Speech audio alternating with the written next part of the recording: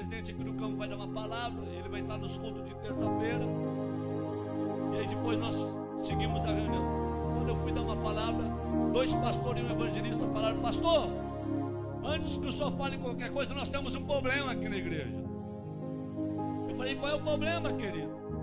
Nós temos aqui um rapaz aqui que tudo que é culto perturba. No horário do culto fica correndo, virando banco, e ninguém adverte esse rapaz. Nós queremos que o senhor coloque ordem na casa no culto de ensinamento na terça-feira. Eu falei: tá bom, queridos, e o que vocês querem que eu faça? E 3 obreiros disseram: nós queremos que o senhor mande esse rapaz ficar sentado para ouvir a palavra e chame a atenção dele em público.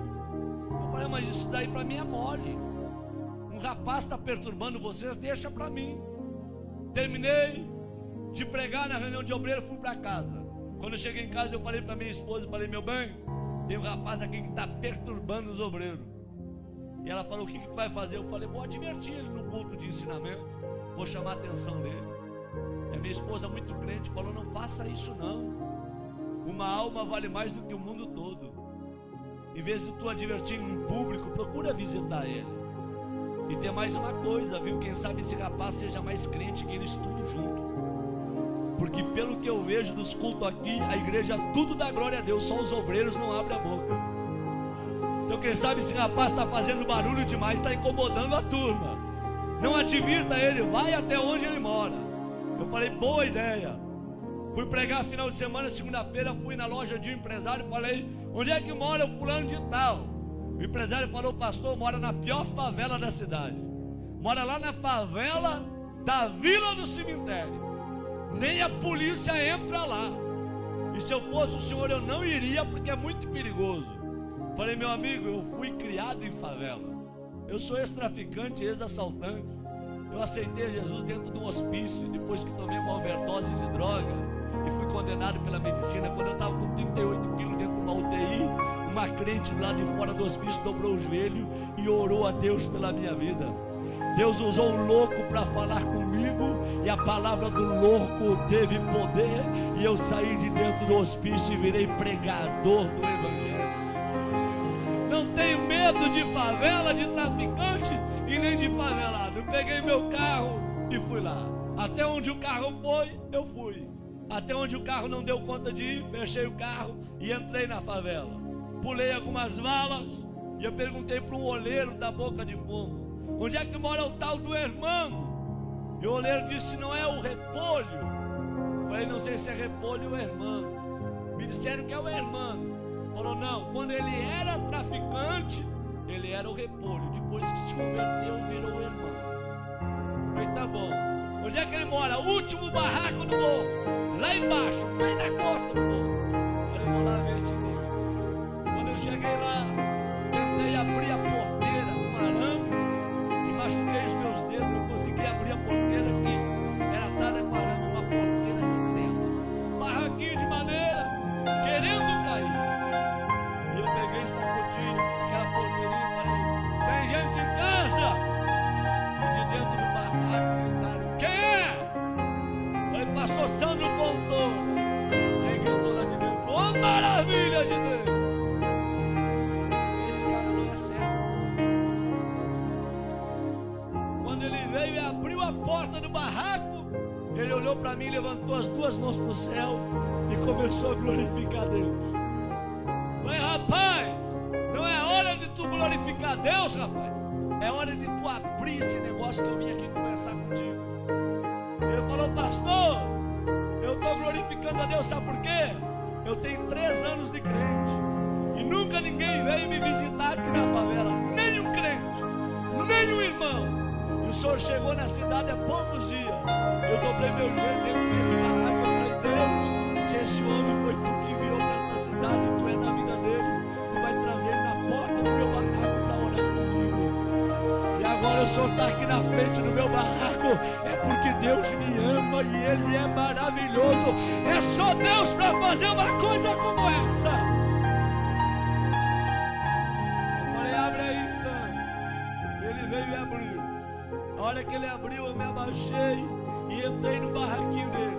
Quando eu entrei no barraquinho dele, Eu falei, irmão, é muito rápido que eu tenho que conversar contigo, é bem rápido, tá bom?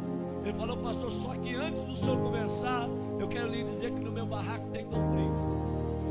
Eu falei, doutrina? Isso é doutrina. Qual é a doutrina do teu barraco? Qualquer pessoa que entra aqui dentro, antes de conversar, tem que orar. Essa é a doutrina. Tá bom? Eu falei, tá bom. Vamos orar? Eu falei, vamos. Quem que ora? Ele disse, pode ser eu, pastor. Pode, ora então. Ele levantou as duas mãos para o céu e falou, papai. Quando ele falou papai, eu vi que ele tinha intimidade. E quando ele começou a orar, eu arrepiei. Do pé até o caco da cabeça. E o Espírito Santo veio na minha orelha e falou, ei, abre o teu olho com que tu vai conversar com o irmão, tá? Porque em 3 anos ninguém visitou ele, mas eu moro com o irmão 24 horas.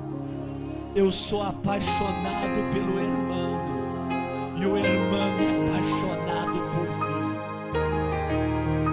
Eu senti Deus no local.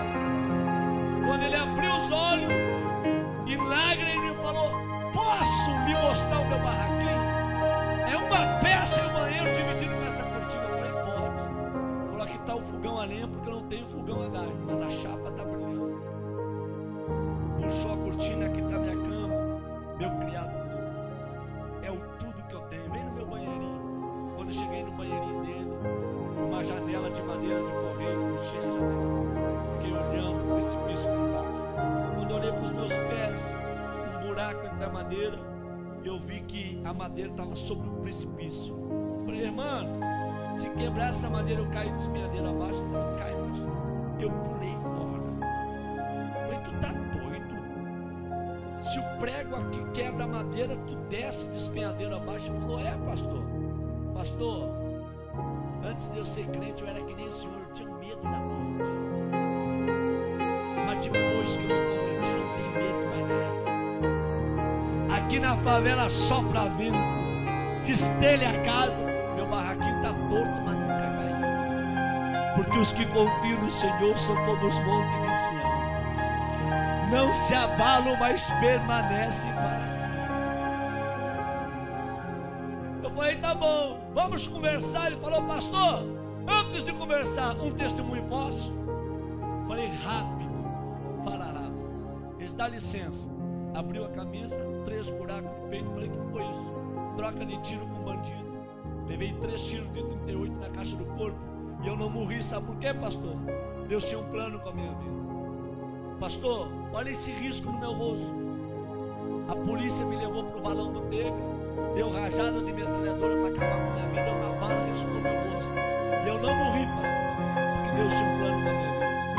Pastor, está vendo esse buraco do lado, do outro lado do braço? Um homem me atravessou com um espeto de fazer churrasco de um lado ao outro do corpo. E eu não morri, porque Deus tinha um plano com a minha vida. Pastor, 26 anos fui condenado de cadeia. Tá bom? Por assalto a banco, por tráfico de droga. Quando eu estava no fundo da cadeia, com 3 anos de detenção, Deus foi e deu um sonho para um servente de pedreiro. E esse servente de pedreiro ouviu a voz de Deus. Deus deu o número da cela, deu o meu nome e aonde eu estava preso.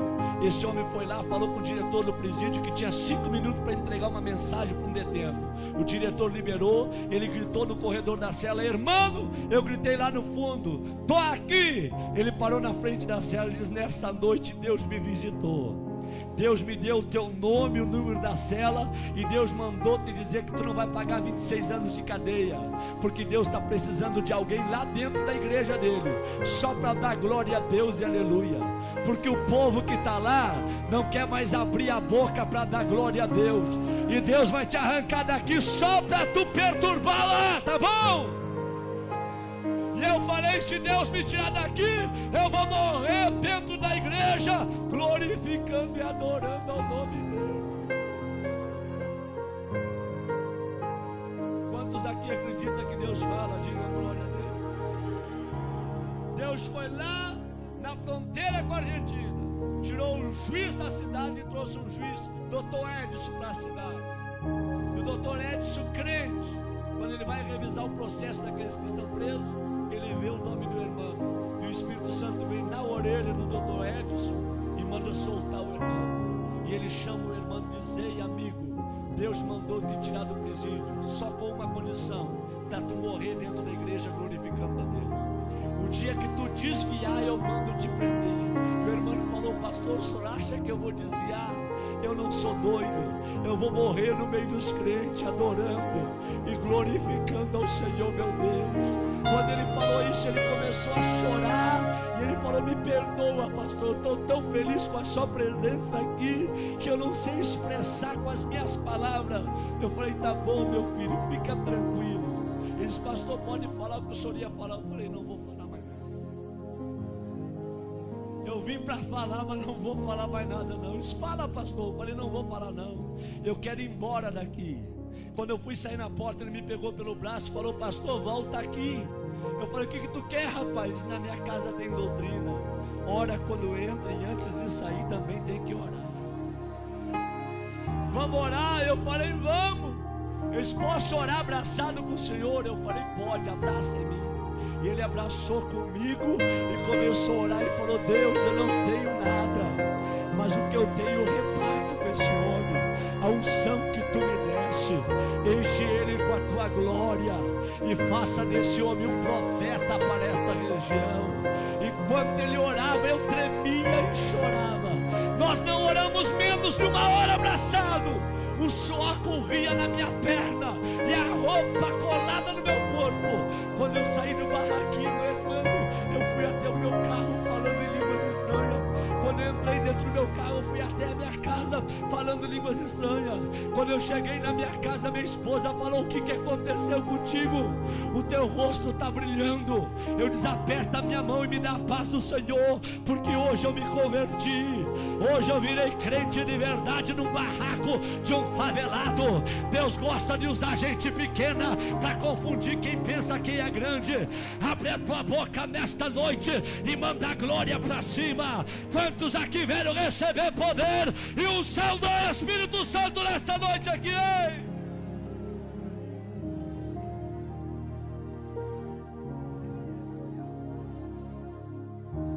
Quando foi terça-feira, eu fui dar um ensinamento no Templo Central.